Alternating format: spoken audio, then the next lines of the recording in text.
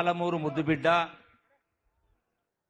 గౌరవ ముఖ్యమంత్రి రేవంత్ రెడ్డి గారు, అట్లాగే డిప్యూటీ సీఎం పెద్దలు బట్టి విక్రమార్క గారు, ఇన్ఛార్జ్ మినిస్టర్ దామోదర్ రాజనరసింహ గారు, అట్లాగే వ్యవసాయ శాఖ మంత్రి తుమ్మల నాగేశ్వరరావు గారు, ఉత్తమ్ కుమార్ రెడ్డి గారు, పొంగులేటి శ్రీనివాసరెడ్డి గారు, అట్లాగే కోమటిరెడ్డి వెంకటరెడ్డి గారు, శ్రీధర్బాబు గారు, సీతక్క గారు, పొన్నప్రభ గారికి అందరికీ, అట్లాగే వేదికటువంటి గౌరవ ఎంపీ మల్లురవి గారికి, అడ్వైజర్ గారికి, కోదండరెడ్డి గారికి, వివిధ ఎంపీలకు ఎమ్మెల్యేలకు ఇక్కడ ఉన్నటువంటి పెద్దలందరికీ కూడా, రైతు సోదరులందరికీ కూడా ఈ శుభ సందర్భంలో మీ అందరికీ హృదయపూర్వక నమస్కారం తెలియజేసుకుంటా ఉన్నా.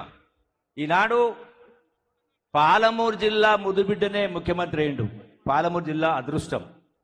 ఒకనాడు గతంలో డాక్టర్ వైఎస్ రాజశేఖర రెడ్డి గారు కాంగ్రెస్ ముఖ్యమంత్రిగా ఉన్న సందర్భంలో ఈ జిల్లాకు వరప్రదాయం లాంటి కలవకుర్తి ప్రాజెక్ట్ అయినా, భీమా ప్రాజెక్ట్ అయినా, నెట్టెంపాడైనా, కోయిల్సార్ ప్రాజెక్ట్ అయినా 8 లక్షల ఎకరాల ప్రాజెక్టును మంజూరు చేసి మరి ఈ జిల్లాకు సాగునీరు అందించడం జరిగింది. అట్లాగే ఇంకా మిగిలిపోయిన పనులు ఉన్నాయి. గడిచిన 10 సంవత్సరాలు ఏదైనా ప్రభుత్వంలో చాలా పెండింగ్ ఉన్నాయి, చాలా పెండింగ్ వర్క్స్ ఉన్నాయి. అట్లాగే ఈనాడు పెండింగ్ పనులతో పాటుగా మన ముఖ్యమంత్రి కాబట్టి ఖచ్చితంగా పాలమూరు రంగారెడ్డి ప్రాజెక్టుతో పాటుగా రైతాంగాన్ని యొక్క వ్యవసాయ రంగాన్ని తీర్చిదిద్దేటువంటి బాధ్యత మన ముఖ్యమంత్రి గారు తీసుకుంటా ఉన్నారు. ఖచ్చితంగా ఇవన్నీ కూడా పూర్తి చేసేటువంటి కార్యక్రమం జరుగుతుంది. అట్లాగే ఈ ప్రభుత్వం ఇందిరమ్మ ప్రభుత్వం, ఇందిరమ్మ రాజ్యం, మరి పేదల రాజ్యం, మన పేదల యొక్క ప్రభుత్వం. ఈనాడు వ్యవసాయానికి సంబంధించి కొందరు మిత్రులు మాట్లాడుతున్నారు, ప్రతిపక్ష నాయకులు మాట్లాడుతూ ఉన్నారు. ఏం చేసిందని చెప్పని రైతు పండుగని మాట్లాడుతున్నారు. కింద 100% ముమ్మాటికి రైతు పండుగ చేసుకోవాల్సిన అవసరం ఉంది. ఈనాడు గత ప్రభుత్వ పరిపాలనలో ఏ ఒక్కటి కూడా అమలు చేయకుండా మాటలు చెప్పి రాష్ట్రాన్ని అప్పుల కుప్పగా మార్చినటువంటి ప్రభుత్వం. ఈనాడు చాలా మాట్లాడుతూ ఉన్నారు. పేపర్లు ఈరోజు వస్తూ ఉంటే పేపర్లు చూసిన బీఆర్ఎస్ పార్టీ కరపత్రికలో, అందులో హెడ్లైన్స్లో ఈ రాష్ట్రం రక్షించబడాలంటే మరొక దీక్ష చేయాల్సిన అవసరం ఉందని కేటీఆర్ మాట్లాడుతూ ఉన్నాడు. 10 సంవత్సరాలు దీక్షతో పనిచేసిన చెప్పి అన్నారు కదా మీరు.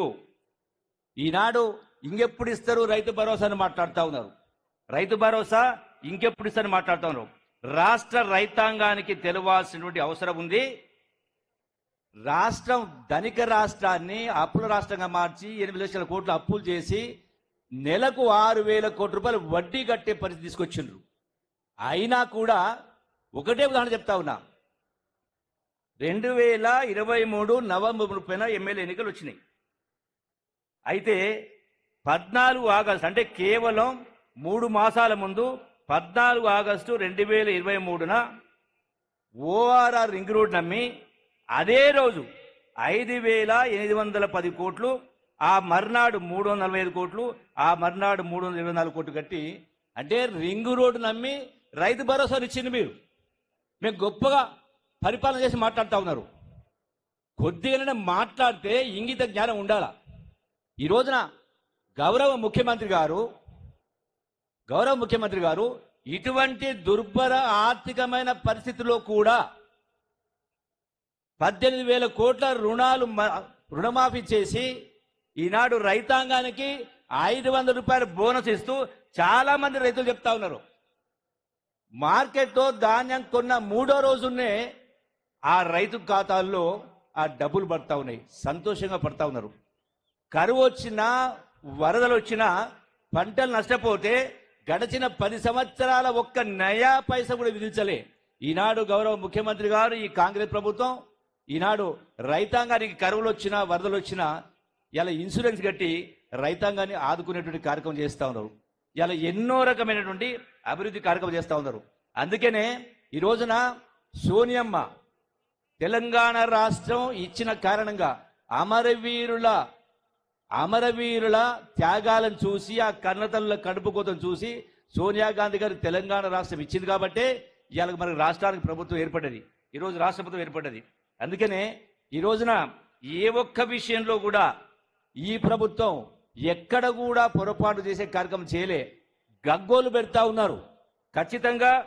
ఖచ్చితంగా రైతాంగం మొత్తం కూడా ఈ రాష్ట్ర ప్రభుత్వాన్ని దీవించాల్సిన అవసరం ఉంది. ఎందుకంటే గత ప్రభుత్వంలో దుర్మార్గమైన పరిపాలన, రాష్ట్రం అప్పుల కుప్ప, ప్రజాస్వామ్యాన్ని పూర్తిగా పాతరేసిండ్రు.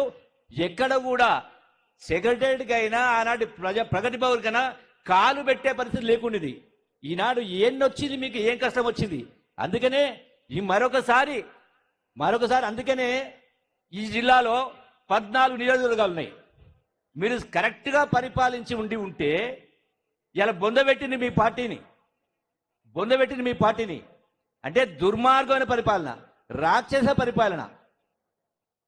మరి ఇటువంటి పరిపాలన ఉన్నది కాబట్టి ప్రజలు తీర్పిచ్చింది కాబట్టి ఈనాడు నేను ఒకటే విజ్ఞప్తి చేస్తా ఉన్నా. నేను ఇప్పుడు చెప్పినటువంటి వాస్తవాలు ఇలా హరీష్ రావు అయినా, కేటీఆర్ అయినా, ఇంకోరైనా పొద్దున్నేస్తే వస్తావా, రాజీనామా ఇస్తావా, ఛాలెంజ్ చేస్తూ ఉంటారు. నేను అడుగుతా ఉన్నా, ఇప్పుడు చెప్పినటువంటి లెక్కలు, రింగ్ రోడ్ అమ్మి మీరు రైతు భరోసా ఇచ్చిండ్రు, ఇవన్నీ లెక్కలు కాదనగలుగుతారా? మేము సిద్ధంగా ఉన్న రాజీనామా చేయడానికి. మాటలు మాట్లాడడం కాదు, కేవలం మాటలతో మభ్యపెట్టి కల్లబొల్లి మాటలు చెప్పి ఈనాడు ఈ రాష్ట్ర ప్రభుత్వాన్ని అధోగతి పాలు చేసింది. కాబట్టి దయచేసి మీరందరూ కూడా ఈ ప్రభుత్వాన్ని దీవించాల్సిన అవసరం ఉంది. కాబట్టి ఎప్పుడు ఎన్నికలు వచ్చినా కూడా కాంగ్రెస్ పార్టీ కలకాలం మనగాలని అవసరం ఉంది. ఈ దేశానికైనా ఈ రాష్ట్రానికైనా కాంగ్రెస్ పార్టీ శ్రీరామ రక్ష.